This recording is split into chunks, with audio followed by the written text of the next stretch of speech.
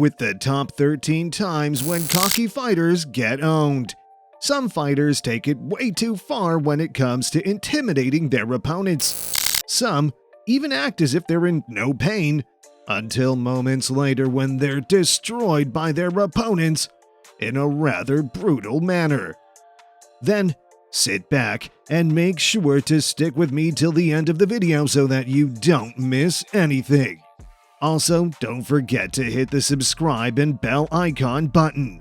Now, without any further ado, let's dive straight into the video. Number 13. Trinidad and Mayorga. Well, Mayorga tried to play cool when Trinidad landed this left hook on him, but little did he know that this acting of his will cost him much more. While Mayorga relaxed his body and stood straight, Trinidad made sure to make the best out of the situation and delivered him 3 left hooks. Though the Mayorga was asking for it, he was unable to give his best in the final round due to the injuries he had sustained for being cocky with Mayorga. Trinidad knocked him out in less than 2 minutes in the final 8th round, and Trinidad finally won. Number 12. Way too cocky. The next on the list we have is a rather religious fighter who made sure to scare his opponent and also showcased laxity while fighting. He also swayed his body to punch the opponent, but it could have only worked if he had touched and punched his opponent. He even smiled when he sustained a punch from his opponent, but all this laxity cost him the match, and his opponent won. Number 11. Ultra relaxed. Now take a look at this fighter, who was rather too relaxed for the fight. You can see him standing in the corner with his hands down.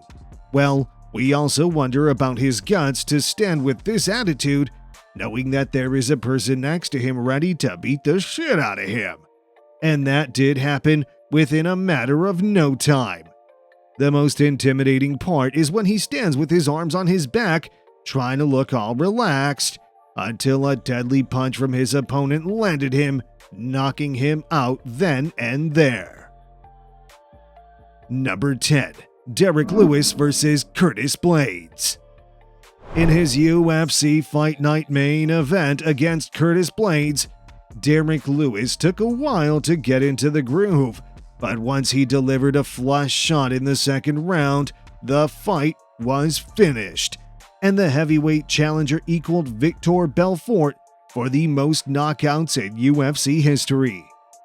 In the first minute, Houston's Lewis attacked first with the right hand as Blaydes closed the gap, but Blaydes had the best of the interchange in the second. Lewis fired a few kicks in the second part of the round to hold Blaydes away, but it was Razor who continuously scored well in the hitting exchanges as his punches and kicks were on target, save for an unintended eye poke late in the round that brought the fight to a halt. He darted in just as it appeared the Illinois native was ready to take control, and Lewis's one right hand froze him and placed him on the canvas. Number 8. Julian Jackson KO for Herl Graham. Have you ever wondered what it's like to witness a boxer get knocked out before he reaches the mat? Julian the Hawk Jackson is still regarded as one of the most powerful punchers in boxing history.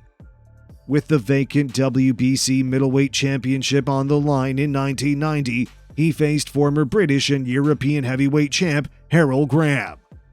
Graham was giving boxing instructions going into the 4th round. However, a puncher like Jackson should never be underestimated. As Jackson was retreating towards the rope, he unleashed a rocket right hand that connected flat on Graham's jaw, the type of blow that would stop a truck.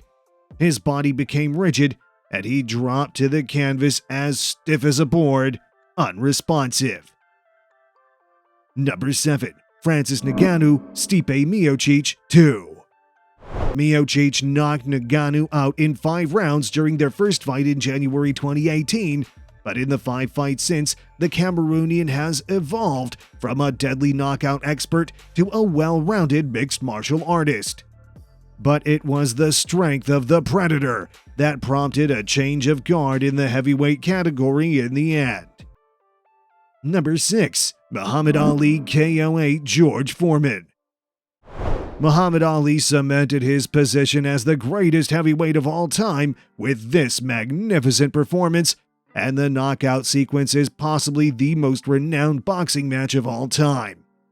Foreman was an incredible beast, one of the sport's most vicious knockout punchers in his way. Ali's knockout in Kinshasa was anything but brutal. It was a sequence of well-timed steps and nicely positioned daggers that brought the big guy to his knees. Foreman wasn't savagely beaten or knocked out. He was injured just enough for just long enough that he couldn't get up and fight any longer. This was the pinnacle of Ali's unrivaled career, despite the odds stacked against him. Number 5. Sergio Martinez KO to Paul Williams. Sergio Martinez had lost his first fight to Paul Williams by a closely contested majority ruling, and he was determined not to repeat the mistake in the rematch.